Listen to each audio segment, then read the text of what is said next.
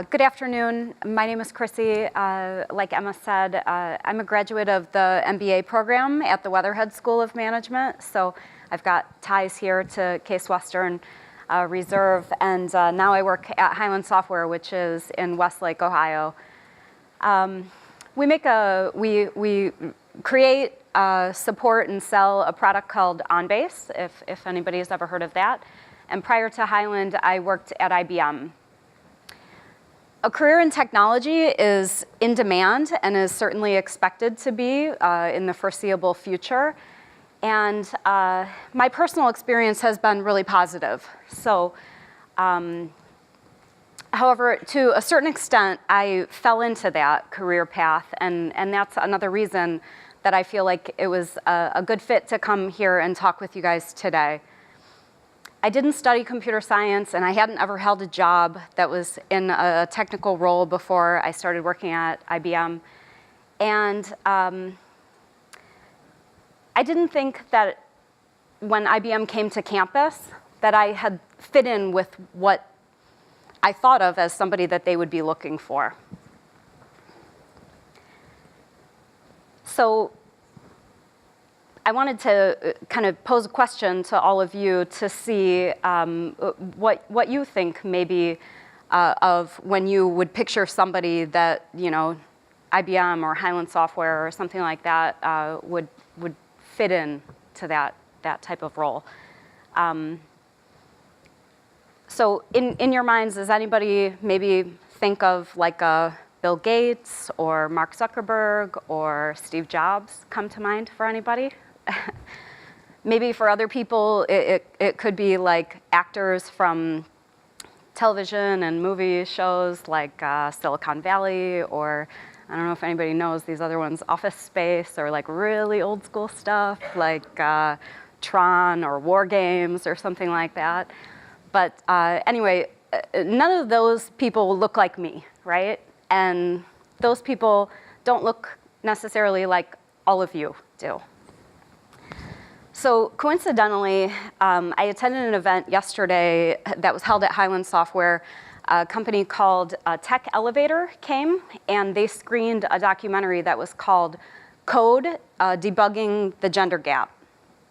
And we watched that film, and it was a really good film. I would encourage everybody to take a look at it. But a part of that documentary, they interviewed several neurologists and asked them, in their expert professional opinion, is there a difference between the brains of men and the brains of women that make men better at math or science or programming or things like that? And those neurologists said, no, there's nothing different about the brains between the two genders that makes it different.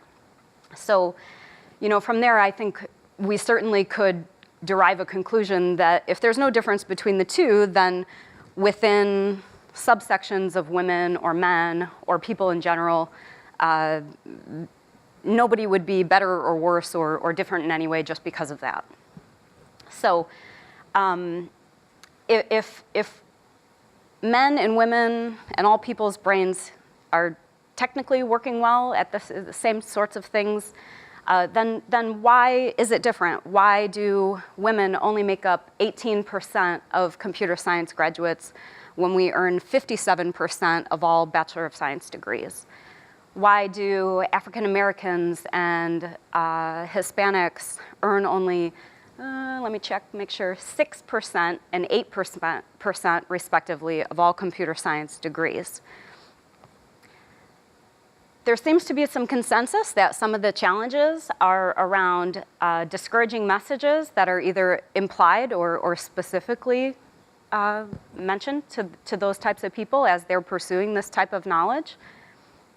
Could be social norms and stereotypes that influence those people. Could be a lack of prominent role models who fall into those different categories that children and younger people might want to look up to but don't see. And it could be the experiences of these underrepresented groups of people that encourage them to drop out of that field of study. So those challenges are abundant and very daunting. It's going to take time to reverse statistics that are that far apart. So what do we do? How do you even get started on something like that?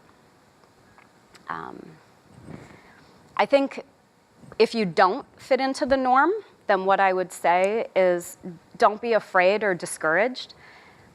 Like I said, I fell into the career, but I've never felt that people were against me because I don't match up with everybody who is out there doing the job.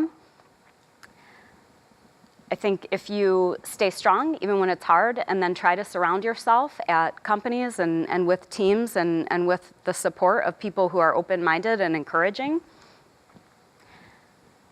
And then if you do fit in with that norm, I would encourage you to be inclusive to people who don't have as much experience as you, potentially, in that field of study. Those who have a different perspective than you do, those who don't look like you do, and also, and especially maybe most important, to people who are ready to quit. Encourage those people. I think you'll gain professionally and personally from acting in that way. And I'd be remiss if I didn't mention how the company that I work for, Hyland Software, aims to be an inclusive type of environment and encourages not only our current employees, but people in the area to pursue technology and learning of all sorts.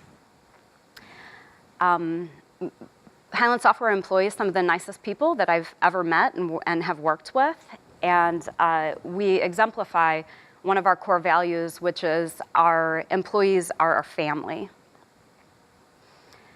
To support current employees, we do things like providing anonymous feedback mechanisms so that your opinions can be heard without being judged. We actively request manager reviews from their employees. We provide benefits to same-sex couples. Our CEO sits 30 yards away from where I sit, and his door is wide open unless he's in a meeting, and anybody is welcome to walk in and talk with him.